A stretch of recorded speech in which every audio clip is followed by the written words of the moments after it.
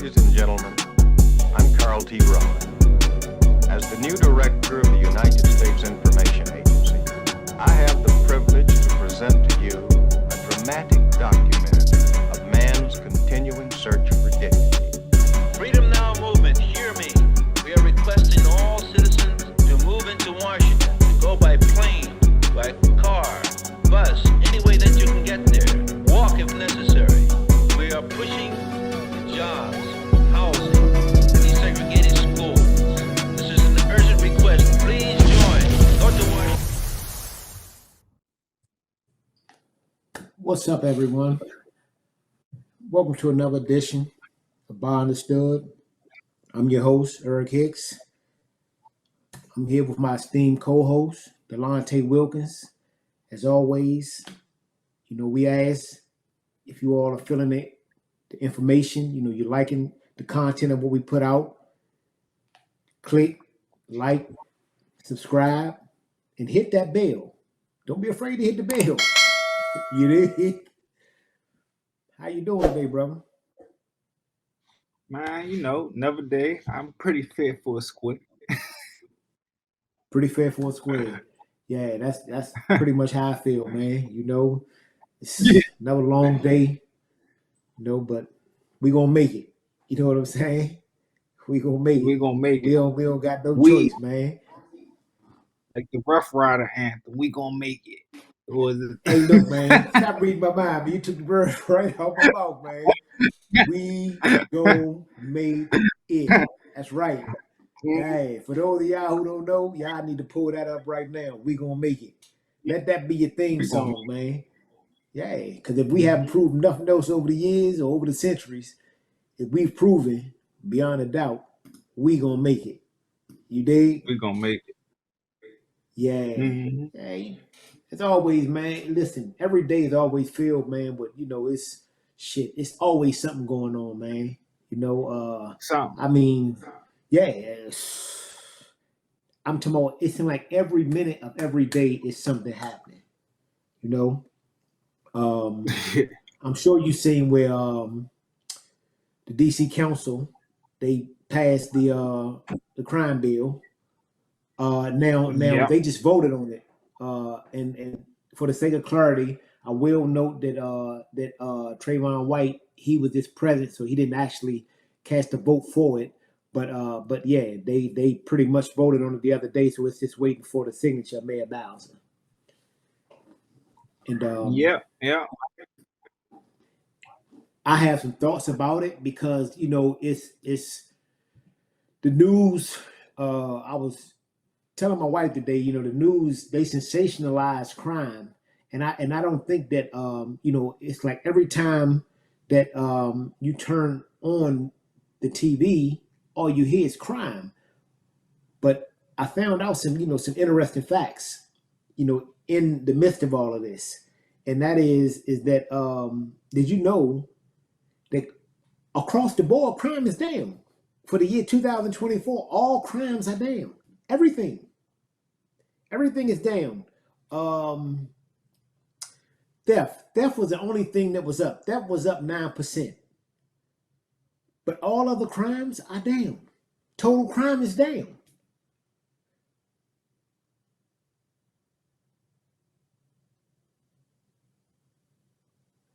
Now, Last year's wouldn't know data that. compared to Huh? that's what you're saying? You talking about comparing last year's data to this year's data? Yeah, crime is down. Okay. But the media has done such a job of sensationalizing crime that people still people are still like caught up in that we're in this massive crime wave. But for the actual secure DC crime bill itself, I want people to pay attention to the fact that there were a couple provisions that I found to be problematic. The provision that would allow them, without you ever being convicted, to extract your DNA. If you just charged with a crime, your DNA can be extracted. And also of course, there is the drug-free zones, which I talked about recently, which I think uh, violate the Fourth Amendment. Mm-hmm. So those two things I think are problematic, because I think that what happens is that it opens up the door for our community. We're already over policed, you know. Mm-hmm. We're already over policed, and I think that opens up the door. You're giving police, the regular officer, people come to these jobs. I think that we have this thing in the United States where we think that police officers are perfect. Police officers are Mm-hmm. human, so they come to our neighborhoods and they have preconceived biases like everybody else. The only Mm-hmm. problem with that is that now you have this person with this immense power that you've given them with this bias. Mm-hmm. But my thing is that you're going to allow the police to take DNA from people that have never been convicted of a crime. It's hard for me to wrap my mind around it. I mean, I'm in America, so it's a lot of shit that I can wrap my mind around. I just don't. But I can't wrap my mind around that. That is a tough sell for me to wrap my mind around, because I just think that we are turning back the clock, and that we have seen all of these things before when it comes to the mass incarceration and mass criminalization of our community. I lived it before, so I know the devastation. You know what I'm saying? Mm-hmm. And I just don't. I think that well, I've long said that Pinto and Bowser, to me, they're out of touch, and I really don't think they really care. I think that they have a thing where they only want to appease a certain swath of DC, and unfortunately, that swath of DC, it doesn't look like you and I, and the other day I was listening to the brother Ta-Nehisi Coates, and I don't want to belabor this point, but I was listening to him. It was an old interview, but he talked about America and how in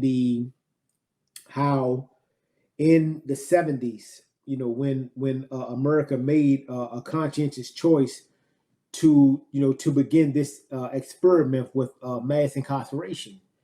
And he talked about how during that time, crime, it was a phenomenon, the rise in crime around the world.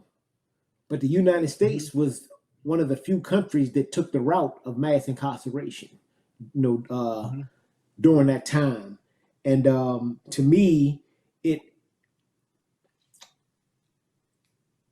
I've seen this movie before. Let me just say that. I've seen this movie before, Yeah. and I know how it's going to end. In our communities, it always ends the same way.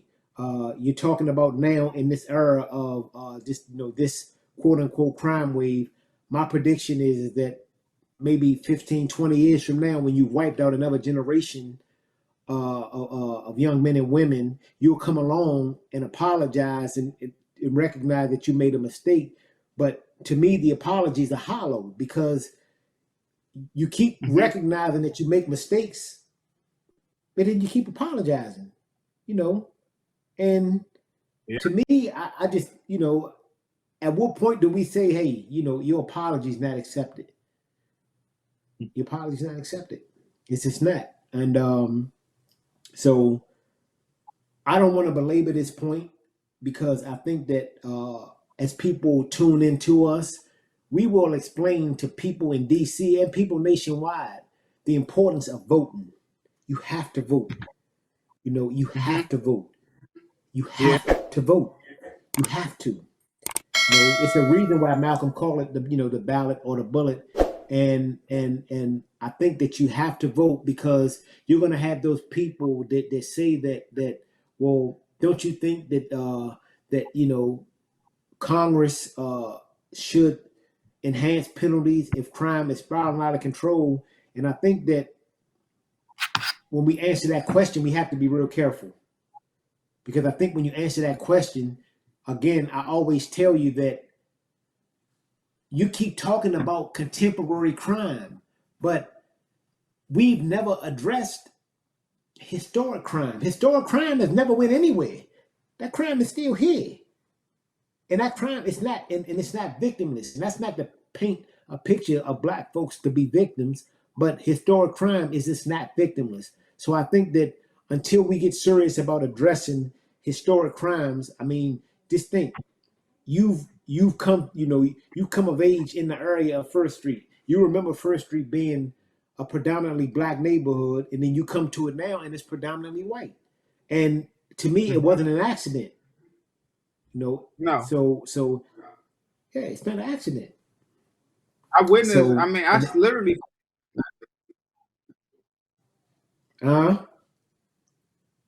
was just thinking, like I seen how that the neighborhood dramatically changed on First Street to and it seemed like that was the residential areas was imperative to gentrify in order to make way for the other areas, is what I noticed. They started in First Street as it was the corner.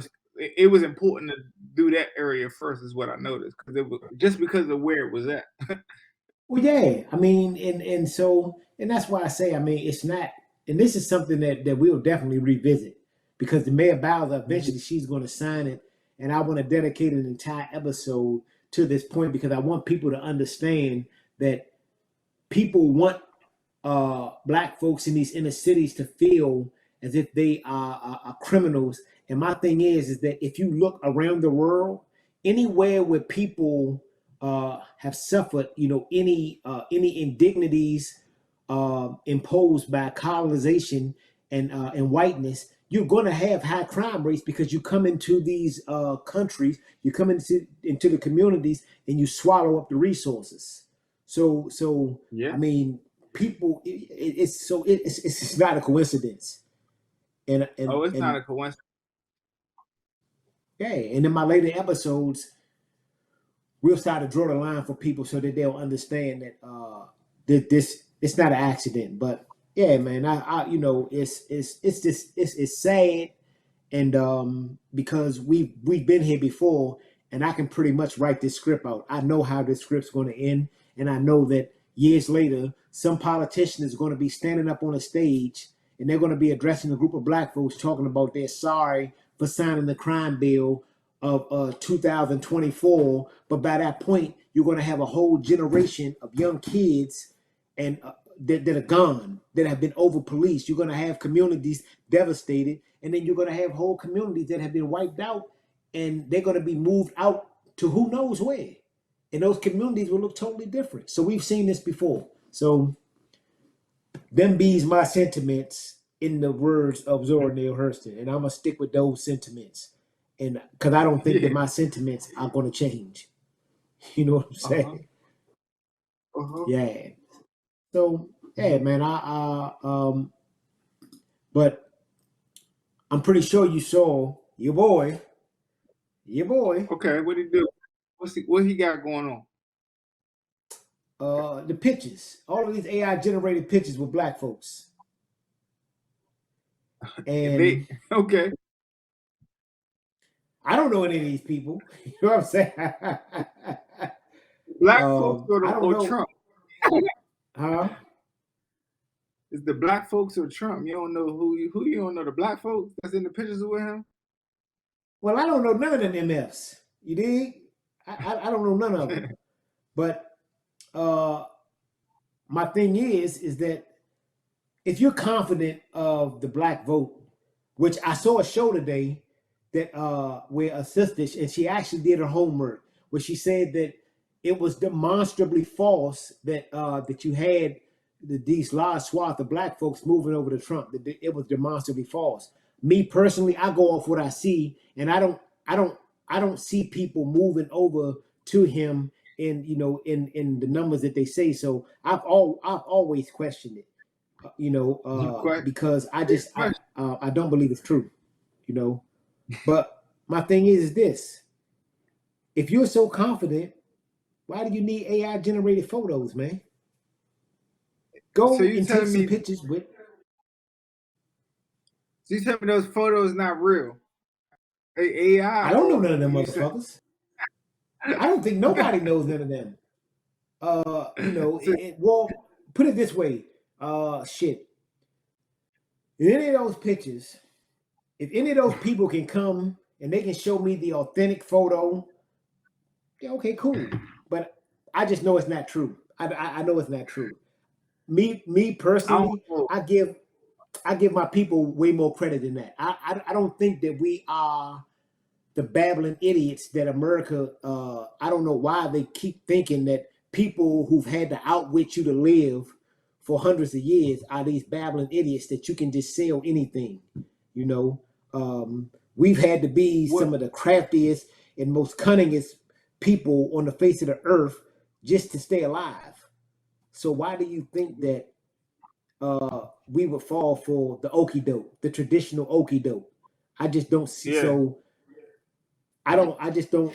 I know that the photos are not real, and I'm yeah, glad that the sister did the study that would that showed that we just not that dumb and we're not that gullible where you can push a pair of tennis or tell us that you're my homie because you caught a charge. Come on, dude. That's some of the dumbest shit I ever heard, and it's very insulting, as I've said in one of my previous quick takes. So yeah, that's again, them beats my sentiments, man, and I have to stick by them. And the So uh this the thing. I asked you this before. I say, you believe in the lesser two evils, or you think it's lesser two evils, and you seen the what's Haley? She just now left the election, so it leaves Trump and Biden as the main candidates right now, and we only got the lesser like two. We got to pick the lesser two evils: is it Trump or is it well, let Biden? me No, say we this, don't Tay. got to. Oh, actually, we Well, could pick third party if we went to the third well, to party me, I pick, think in this which election, I think that the third party, I think for people that's the easy way out. And yeah, I'll just say this, right? If it came to me, because the path that I've walked in life, and I've been into a lot of these rural areas, and I've seen the yeah, hearts of these conservative people in rural areas, and I know the discord and the intense dislike that they have for people that look like me. I know for a fact that I have more in common with the young progressive than I have with the conservative. I have far more in common with the progressive. Maybe some progressives are a little I won't say misguided, but they may be, some of their shit might be a little far fetched. But I think that there's more progressive in me than there is conservative. And so if uh, I won't I I won't don't say today where yeah, like who I would drop that in that ballot box, but I yeah, think people can pretty much guess, and people know that I'm not a fan of Biden.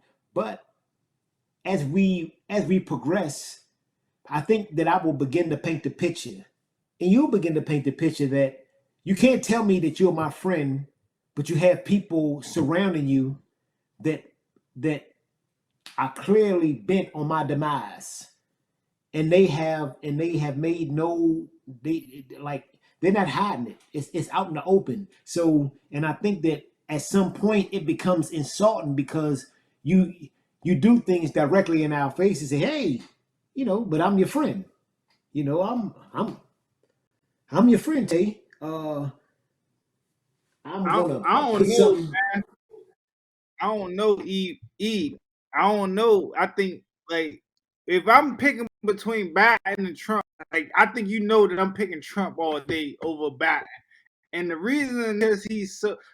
I mean, Biden just sucked all together. I just don't understand what he just like a he's just making up Well, like we just listen, hope hey, I definitely have a lot of quarrels with Biden. But my thing is this, Tay. Just imagine, right? Imagine you coming around First Street, right? You yeah, coming around First Street, and this dude that you've had previous beefs with, right? They standing around First Street with me. These motherfuckers are armed to the hilt. So when you come around First Street to see me, you feel a sense of like it's just kind of unsteady because you saying anytime I go see E, there's a chance that anything could happen. Like this shit could just spiral out of control. And everybody that he has around him, they're armed and we don't get along. So now at some point, because you're not a dummy, at some point, you're gonna say, you know what? If he keep having these people around him and they know that, and he knows that they're intent on bringing me harm, then at some point I have to step back and I have to question my relationship with E. So now, but you know, so Biden doing the same thing though. That's my question. That's the question. but see, it's like Biden. but see, Tay, that's the problem. I think the problem is that we have created a false equivalence. Biden, yeah, there are things that he could do different.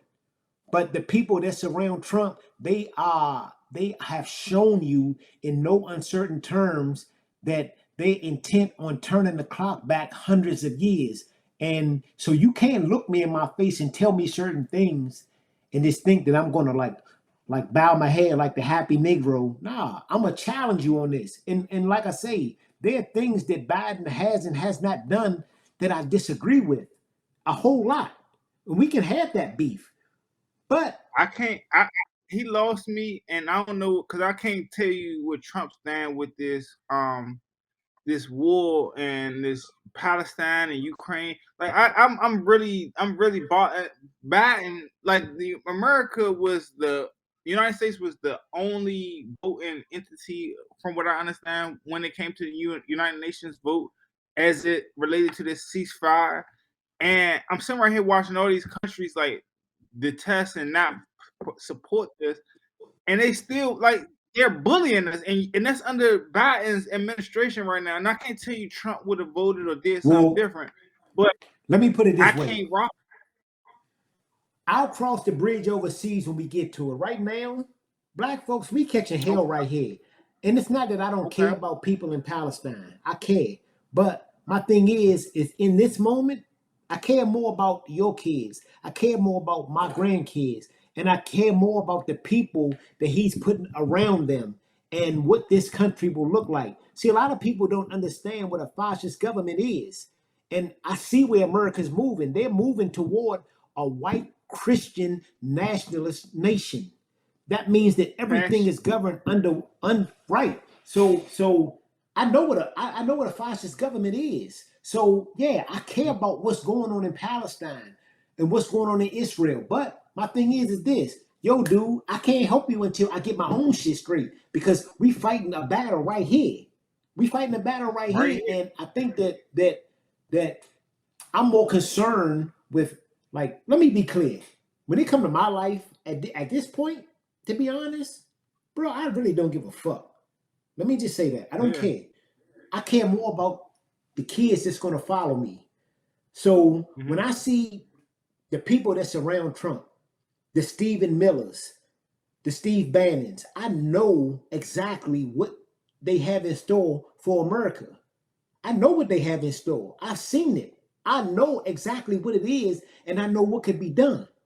So I don't want to sound callous when I say I don't care about what's going on over in Palestine. I care about the plight of people struggling, but what I will say is this. If we can slay that beast here, then maybe our plight will be better. But like I say, I can't ignore the kind of people that he's putting around him. See, remember, I look at everything from a legal perspective. So when I see the people that he's putting around him, and I see how they go about systematically dismantling protections that our ancestors fought for, you can't come to me and tell me that you're my friend when I see what you're doing. You can't tell me that. You can't tell me that you're my friend when I see that every time you address black folks, you're not addressing individuals, you're addressing stereotypes. So you can't tell me that you're my friend. And like I say, that doesn't make Biden squeaky clean. It doesn't make him squeaky clean. But I think in this day and time, that's something that what he's offering is something it's not swallowable for me. It's something that I will contest because I think that there's a lot of room for improvement, but he has at least made the effort. So, and for people that tell me, well, Trump signed a crime bill, I will ask them, so what the fuck are you telling me, that all black folks are criminals, and that because he signed a crime bill that we should just say hallelujah and tap dance and whistle Dixie? Nah, because my family are not criminals. Your family are not criminals. So you can't come to me and say that just because he signed a crime bill that he's a friend of blacks. No, because we're not a monolith, and most black folks are not criminals. So that's another truth. So again, I understand what Christian nationalism is. I understand what fascism is. And I don't think a lot of black folks understand what potentially awaits them down the road. People, and that's why it's important, bro. It's important for people to understand history. It's important for people to understand governments. It's important for them to understand systems of government. I don't like, my conscience is not for sale. The love I have for my people is not for sale. So I'm not going to get up on this stage and say a whole bunch of shit that's demonstrably false or distorted just to make people feel good. I can't do that. You know what I'm saying? I can't do that. And I won't say that all people, black folks anyway, who support Trump, is something wrong with them. I would just say that, brother, if a motherfucker put a gun to my head and say, you cast this ballot for Trump or I'm going to pull this trigger, you know what I'm going to say? Pull that trigger. You can pull it, because I refuse to sell out my kids and their kids and their kids. So you go ahead and pull that trigger, and at least I'll die with some degree of dignity. I'm going to die with it, baby. I'm going to die with dignity, bro. That's just me. I don't want to paint the picture for everybody. It's just me. But I would never do it because I understand what he represents, even if he don't know. But the people that he puts around him, when I see you attacking black gangs, no, I can't do it. But anyways, let's move on. Because that's something that we could just, we can go on and on about that. As you see, the Supreme Court allowed him to stay on the ballot in Colorado. I wasn't surprised. I think that they had to do that, actually. Because there was a challenge. Basically, he was kicked off because of Section 3 of the 14th Amendment. And a lot of people, they'll say, well, damn, what the hell is Section 3 of the 14th Amendment? So let's take a look at Section 3 of the 14th Amendment. Basically, in a nutshell, no person shall be a senator or representative in Congress or elector of president and vice president or hold any office, civil or military, under the United States or any state who, having previously taken an oath as a member of Congress or as an officer of the United States or as a member of any state legislature or as an executive or judicial officer of any state to support the Constitution of the United States, shall have engaged in insurrection or rebellion against the same, or given aid or comfort to the enemies thereof. But Congress may, by a vote of 2/3 of each house, remove such a disability. Okay, now, basically what the Supreme Court said in a nutshell was that no state can kick him off the ballot because that's something that Congress must do. To me, it's utter bullshit, because we live in such a polarized society, and Congress is so polarized. And remember that you need 2/3 of the Congress. I can't remember the last time we got 2/3 of the Senate or 2/3 of the House to do anything. Especially in the Senate, it's just not humanly possible. But if people knew the history of it, then they would know that where that came from, basically, it was something that was done after the Civil War, which the reason why it was implemented is something that I vehemently disagree with, because the southern states wanted to make sure that basically their rights weren't traded on. but you try to secede from the union. Okay, so I'm of the firm belief that you shouldn't have been given any power, and that's something that I'll discuss later because I think that a lot of that it always ties back into our to our present conversation. But they allowed him to stay on the ballot. I think that that the decision was correct because I think that had they not ruled in that way, that you would have states taking presidential candidates off the ballot. But I think that it's imperative now that he go to trial before the election. I think it's imperative. So I'll leave on that note because if not, this guy, he just, he gets me worked up. You know what I'm saying? So Yeah. I would just end it on that note. Okay. Yeah, I mean, because what did I say a few episodes ago? Trump is not on trial. What did I tell you was on trial? Whiteness is on trial. So look, I mean, Exactly. Trump going to trial before the election. I mean, I don't know what you expect of a trial by Trump, and I think I talked about this in my last election, our last episode. I don't know what you expect from this America justice system, but I'm expecting Trump to just have it like them to laugh in my face with this as well. Well, remember, I keep telling you, it's not necessarily Trump laughing in people's face because I think that at this point, remember, whiteness was here way before Trump and it'll be here way after Trump. He just represents whiteness, its latest, greatest hope. And so when they go on trial, I mean, what do we actually expect? We know for sure that he ain't gonna he's not gonna get convicted. And even if he shall be convicted, whiteness shall win. Listen, at this point, listen, nothing surprises me at this point about America. Absolutely nothing surprises me, okay? So but I just think that it's imperative that he go to trial before, because I would hope and America is not a place that I have a lot of faith in, but I would hope that there's some adjudication before trial because the people need to know these things before they go and cast their ballot. So, but when it comes to me having a lot of America as to how they'll vote, oh no, sir. Me personally, I have no faith in the country. Would I like to be pleasantly surprised? Yeah, I would. But I understand too that whiteness is something it's very real. So, and so I'm not Beverly Beatty's son. May be many things, but I often say he's not a fool. Yeah. And another thing I say that my ass may be dumb, but I'm not a dumbass.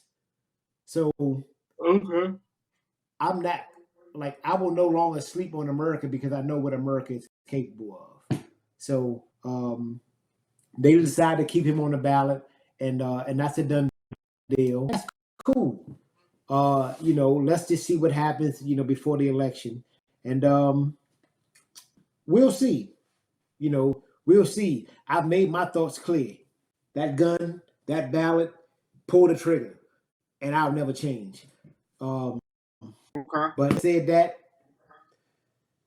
whew, University of Florida. Okay. Now, your boy Trump. They fired all of the DEI employees in the University of Florida because of the bill that Ron DeSantis signed.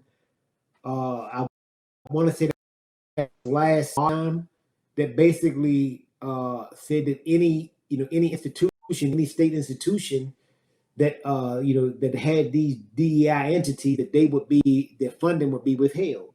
So they fired the entire DEI staff. Okay, so there's no more diversity equity and inclusion staff.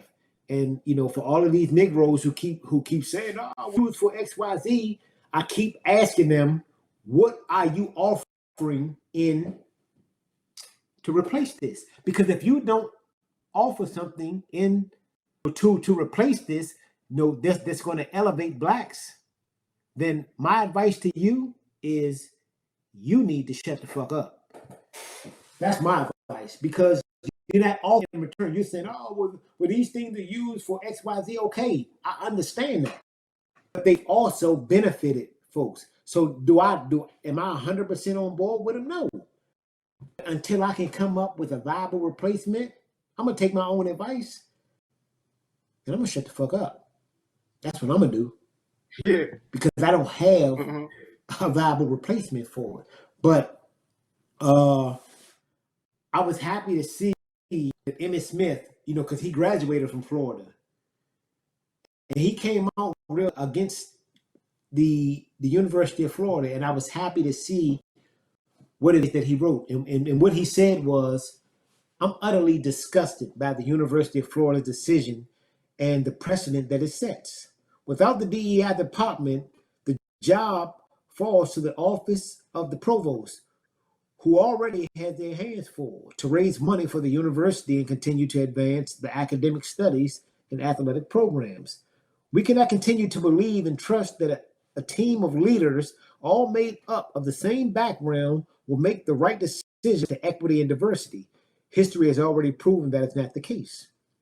We need diverse thinking and backgrounds to enhance our university, and the DEI department is necessary to accomplish those goals.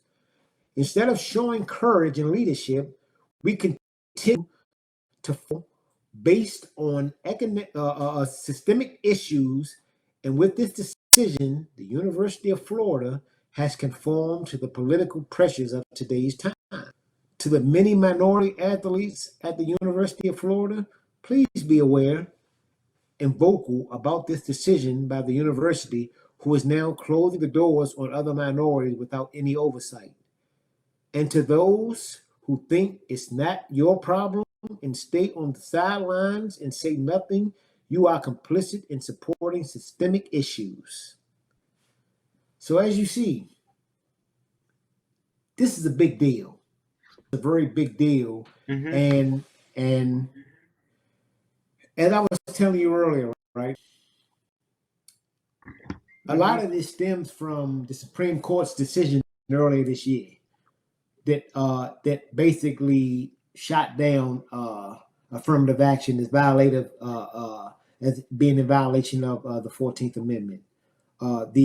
So I think that we have to understand, right, that a lot of this it comes from the American Alliance for Equal Rights. This entity is another one that's connected to your boy Trump and his former advisor Stephen Miller. They remember this group; they're the same ones that sued that took these sisters to court, the Fearless Venture Fund, and that fund was founded to address the huge racial disparity in funding for businesses owned by Black women by awarding Black women $20,000 grants to small businesses owned by Black women. They challenged that, saying that it violated the 14th Amendment. Okay, again, that was Trump's boy, Stephen Miller. It just seems that they are always on the wrong side. Maybe if it was once or twice, I would say it's a coincidence, but when I keep seeing these things recurring, then I have to look and I have to ask a different question. You know what? Maybe it's not a coincidence. Maybe the picture that they're trying to paint is exactly what it is. And I would ask, because I think when you start taking the diversity and the equity from these universities, then I have to ask a corollary question. And you know what question that I'd ask is this. In Florida, they have this thing called it's a scholarship program called Bright Futures. Okay, that Mhm. and that awards scholarships to all students in Florida. Now, this is why diversity and equity is so important in my eyes. Until you come with something different, is that black students, they make up 21% of Florida's kindergarten through 12th grade student population, but only 6% of the Bright Futures recipients are black. So you mean to tell me that only 6% of our students, of our kids, qualify for this? And what that tells me is that when you have people in these positions who are in charge of awarding these scholarships, they're going to look out. For one, they come with these bias or these biases. They are not going to give these scholarships to people who don't look like them, who have earned them. You're not doing them favors. Mhm. These kids have earned them. Mhm. So you can't explain this discrepancy to me. But you get rid of these programs that's designed to eliminate the discrepancy. Yeah, the detractors will say, yeah, well, the biggest benefactors of these programs have been white women. Okay, but you can't also deny that black folks have also been benefactors. And until we come with something different, I can't replace it because because you've shown me nothing different. You see what I'm saying? But Yeah. let me just say this, because now my message is not necessarily toward the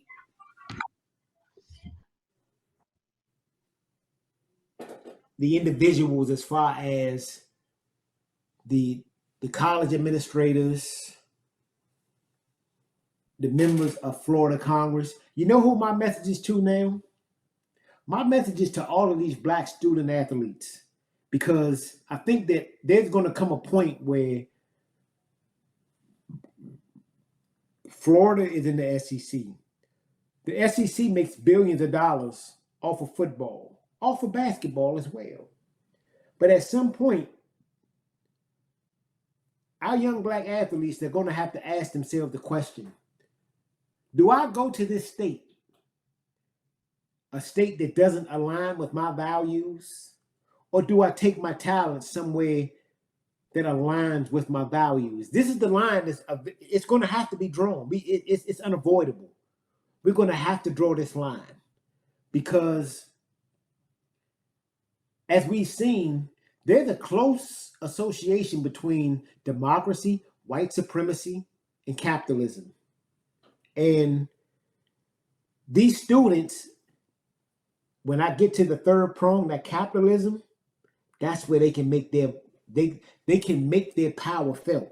Because now, if I'm this high recruit and the state of Florida or the University of Florida is asking me to come, and I'm looking at your swath of laws that are deliberately disadvantaging people who look like me, you know what I say? Let me see.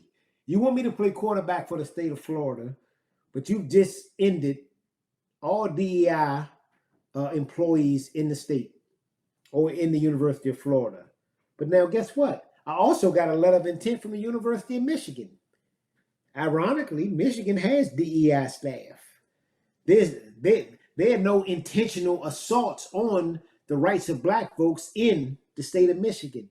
Maybe I'll just go to the University of Michigan. I'll take my talents there. And this is the thing. There's precedent there because we've seen throughout history, the movements are led by younger people. Like sometimes people think that Martin Luther King was old. These were relatively young men, but they started the movements when they were even younger. But I want people to focus this on the college athlete for it. So now a lot of people may not know of the Black 14, and the Black 14, they were players at the University of Wyoming. Okay. And what happened was they were a part of whatever. There was a question posed, right? Um, the unbeaten at that time, they were unbeaten. They had failed to LSU, right? And Conrad Dobler, he played for that team then, and his question was, "Hey, why not play for the appearance that it helped in recruiting?" Basically, what he was saying was that he wanted the players to sit out a game, right, in protest against Brigham Young, because Brigham Young, that's a Mormon university, and they had a religious policy of not allowing blacks into their ministry. So they said, "Hey, this is what we'll do. We'll sit out as a protest. Okay, we're going to protest our game against Brigham Young by sitting out." Okay, and they were dubbed the Black 14. And so what, when people Google that, don't just take my word for it. Go learn about it yourself. And after that incident, the coach was against it, and the coach lost his job because of his position on those players of sitting out that game, and he was eventually replaced. But also the San Jose State football team, they, to show solidarity with the Wyoming football players, they also wore armbands, to show that they supported their brothers in that struggle. And these were teenagers. They were teenagers, but they understood during this era the importance of that solidarity. But guess what?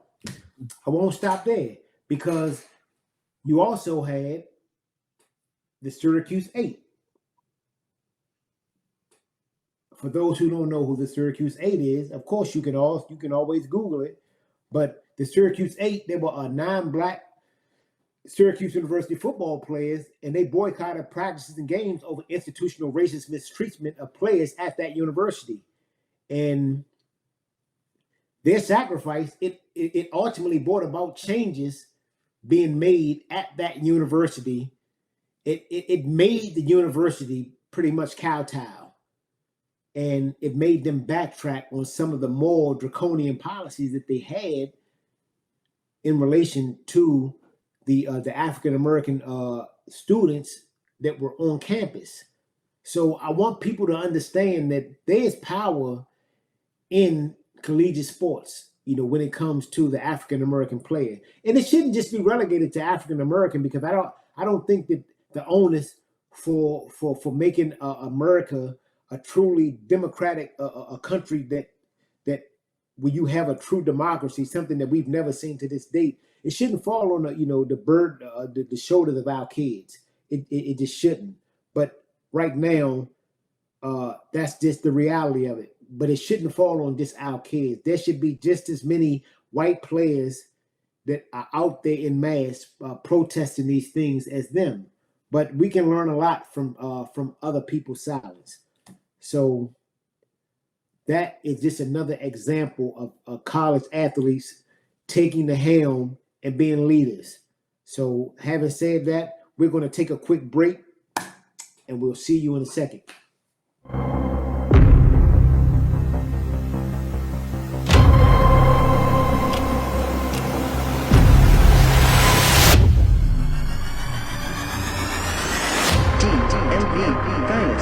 The new way to market your business. So let us help you.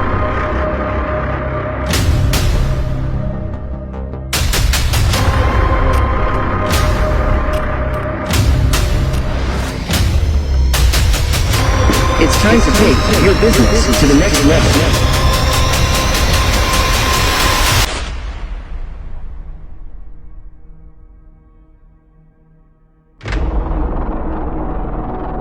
For more information, contact us.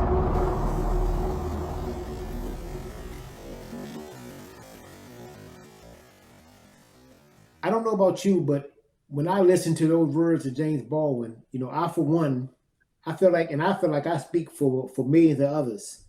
I'm not willing to place my trust on this imaginary system of equality and equity that these people seem to think exists, because everything around me show that it's just not so.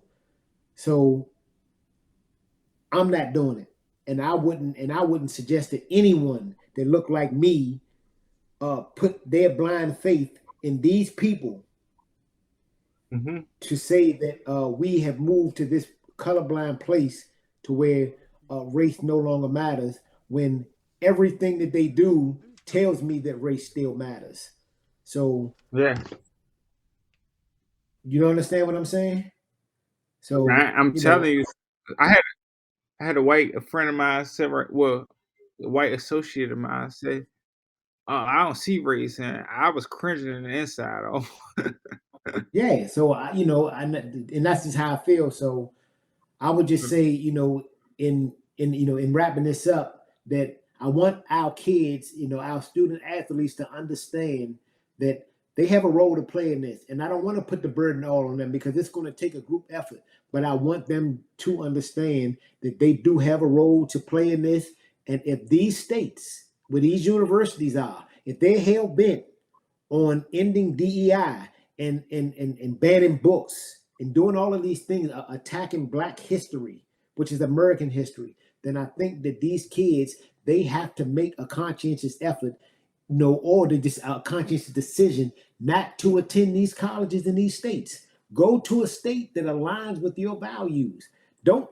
Listen, you don't have to worry about money in this day and age, because you have the NIL contract. Some of these kids are making more than what they make in the damn league now. So, but I just think that it's important for these kids to go places that align with their values.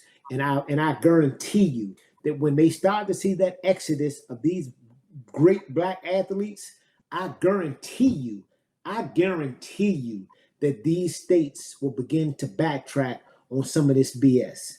So them be's my sentiments. You understand? Yeah. Now, there's a book that just came out. I haven't had a chance to read it yet. I've just been, I've been reading, just summaries of it. But I'm definitely very anxious to read it. It's a book. The name of the book is Metaracism: How Systemic Racism Devastates Black Lives and How We Break Free. And it's by this sister Trisha Rose, who's a Brown University professor. She actually made a short video about her book. Let's take a look at that video.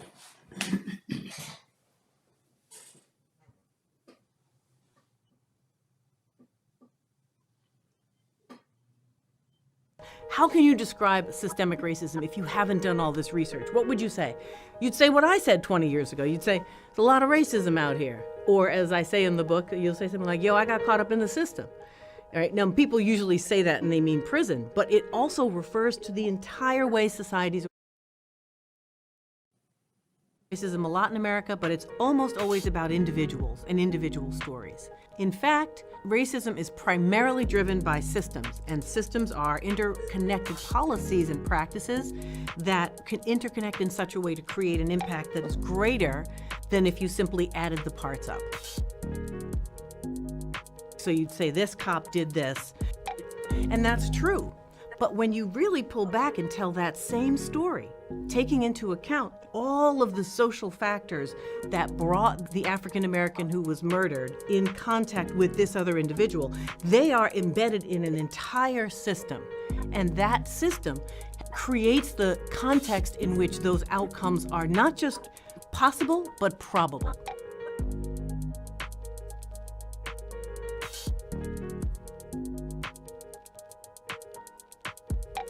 I'd rather fight from a truth than have to unpack a lie.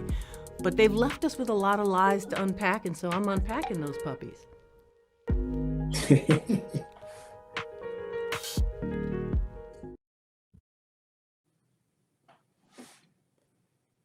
that's our job as well as hers.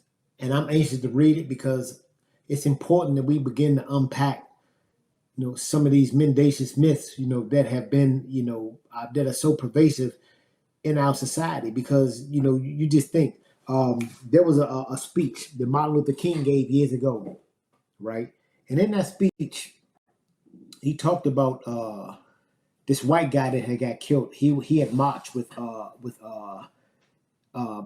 other black civil rights workers, and so he was a white civil rights activist, and he had got killed in I want to say Alabama. But during that speech, and I'll never forget, because the first time I heard it, I was like, wow, man. I remember just jotting it down. It's like, he's on to something. King said that basically, naturally, we are compelled to ask the question, who killed James Reed? Who killed James Reed? But then he continued to say, there's another haunting, poignant, desperate question we are forced to ask this afternoon that I asked a few days ago as we funeralized James Jackson. It is the question, what killed James Reed? When we move from the who to the what, the blame is wide and the responsibility grows. And I want the viewer to understand the who and the what, because we focus so much on the who, and that can relate back to like what we see going on in DC now with the crime bill. We get caught up on the who. Oh, we just saw this 16-year-old. He just snatched a lady out of the car and he shot her and he did this and he did that. Okay, we understand that. That's the who. But we never ask what. What system, what factors conspired to create this individual? Because it's not an accident. It's not an accident at all.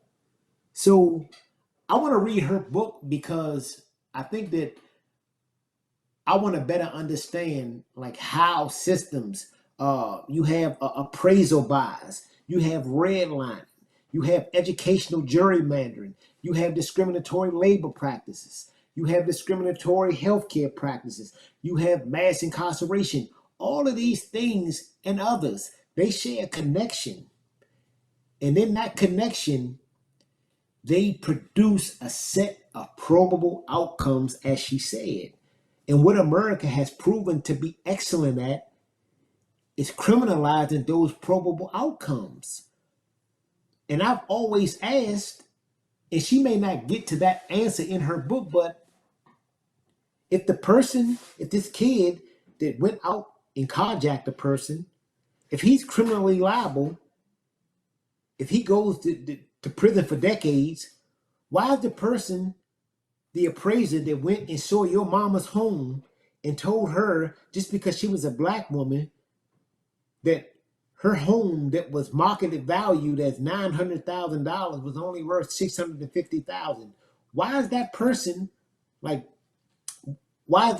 not criminally culpable? Why is the person that deliberately draws lines as a part of educational gerrymandering to make sure that students who attend public schools in these affluent areas, that they get more money than a student in the inner city, and that's in like state funding, federal funding? Why are they not criminally liable? Why is the person who looks at a person that's black, that has a college degree, and looks at someone who's white who only has a high school diploma and says, well, I'm going to hire this white person with this high school diploma, even though this other person is clearly more qualified than the job? Why is that person not criminally liable? So I think that for us to understand what her term metaracism is, I think that we have to understand how all of these systems conspire and they create certain results. And we have to move away from this, criminalizing the result, and we have to look at the actual system that produced these results. Hopefully, one day, I actually would look forward to having her on for an interview, because I definitely want to know more. I'm going to read the book, but I would like her to take, to shed more light on like some of the things that she saw while she was writing this book, because again, I think that the viewers of the show would want to see that, and I know me for one, I want to know what it is, that she learned. I'm always interested in knowing how these systems connect, because we have seen these things time and time again. And when you can explain how all of these things connect, I think that your argument, it becomes more convincing. And I don't think it's possible to win everybody over in a single instance of making an argument. But I think that as you continue to make these arguments and you continue to bring in these facts that are indisputable, I think that as time go on, you're going to have hardcore people who just refuse to convert. But then you're going to have people who may have been on the sideline and say, you know what, maybe I do need to change the way I think about this, and that's something that it's actually a book that I hope that the DC liberal will read, because they need to read it.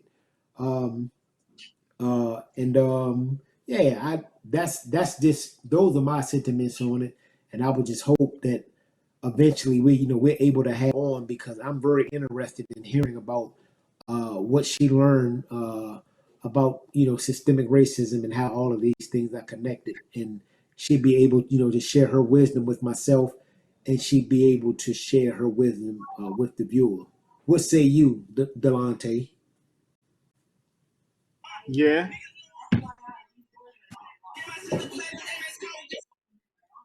Yeah. So I'm not sure if the book is out yet. No, matter of fact, you know what? The book, it did just come out. As a matter of fact, I told my wife that I was going to listen to it, but I'm going to I want to read it as well. But I'm very interested, because I want to know these things, and I want, I especially want Black folks to know them, because we have to be able to protect ourselves. And oftentimes, because racism is so pervasive, people come at you from angles saying, well, explain this. Well, tell me this, and you tell me that. And what happens is that it's hard for people to articulate it, because it's pervasive. We see it in every, in all walks of life. So, and it becomes hard to articulate because it's so pervasive. So I think that her book will break some of these things down, and it will enable us to defend ourselves. And it will also cast light on why it's so important for there to be a serious discussion on reparations. But I won't belabor the point. It's been a pleasure, as always. Yeah. I'm going to sign off tonight with words from a classic album, The Chronic, Dr. Dre. You probably was, maybe, I don't know, you might have still been running around in Pampers, Tay. But he got a song on there, Little Ghetto Boy. Before you go to bed tonight, I want you to listen to this song, because the beginning of the song is poignant, and I'm going to end this episode with that verse. And basically, what this brother was saying is that if I got to die for these little Black kids in this country to have a future, if it's up between me to stand against the Stephen Millers, the Steve Bannons, and all of these others that would conspire to make them feel less than, then I'm a dead motherfucker. Because it's not going to happen on my watch. You dig?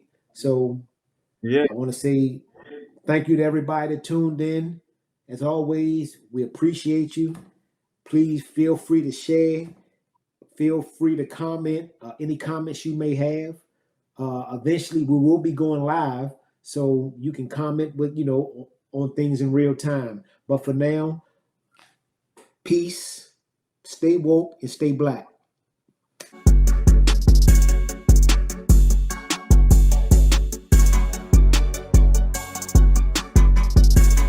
Thank you for joining with us on Bar Understood Podcast with your host Mr. Eric Hicks and co-host Delonte Wilkins.